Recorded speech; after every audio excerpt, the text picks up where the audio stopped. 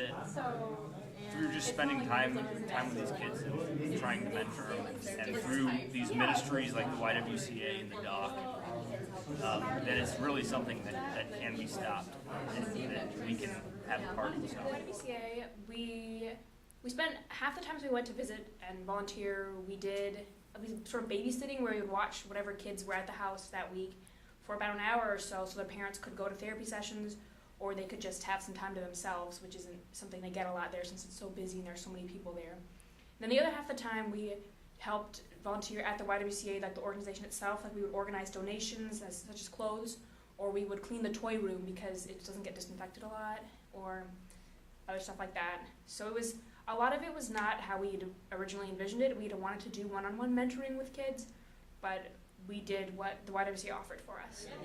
My favorite part was probably being at the dock and just having a great time, like playing pool and like building relationships with these kids that have such a hard time at school and stuff like that.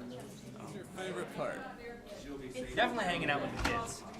It was a blast hanging out with these little kids at the YWCA, run around in circles, and, let's race, and then that was a lot of fun. I would say my favorite part was just working with our group in general at the YWCA. I feel like we all just got along really well and just connected, and it was great to just be able to hang out with my merge group and just serve and just spread the word of God and just be in His light. So.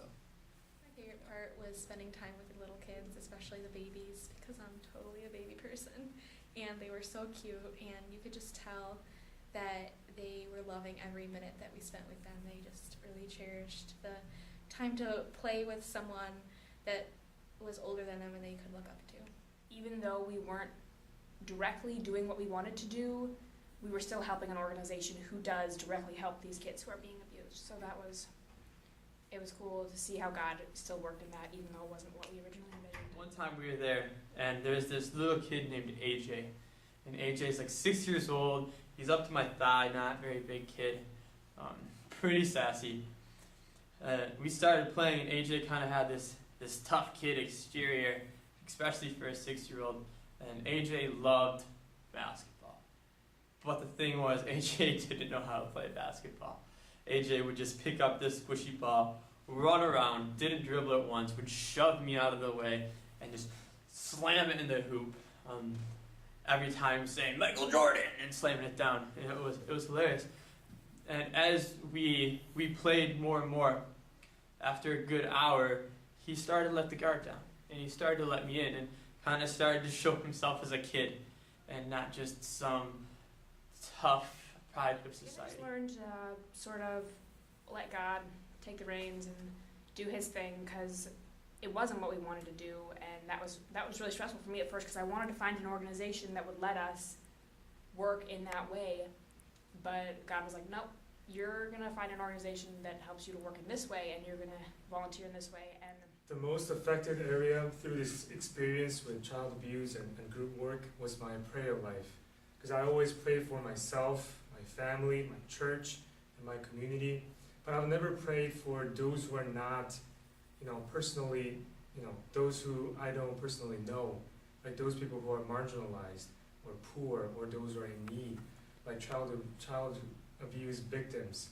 But through this experience and in working with victims from child abuse, I started to include them in my prayer life. When I had devotion, not too long, but I pray for them, I remember them in my prayer, and that really made an impact in my prayer life.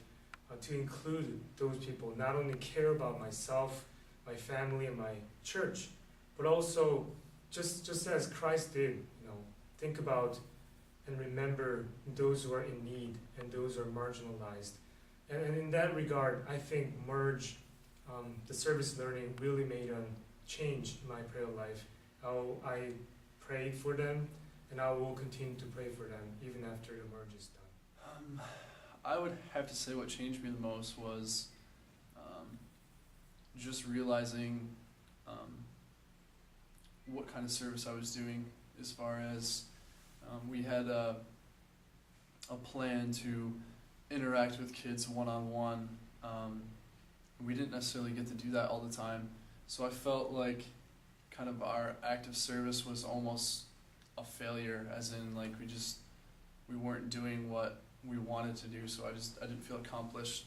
But then God was just showing me that, you know, these little acts of kindness of just going to these organizations and just helping them out, and just the little ways make a huge impact on them. So that taught me a lot as far as patience and what an impact we actually had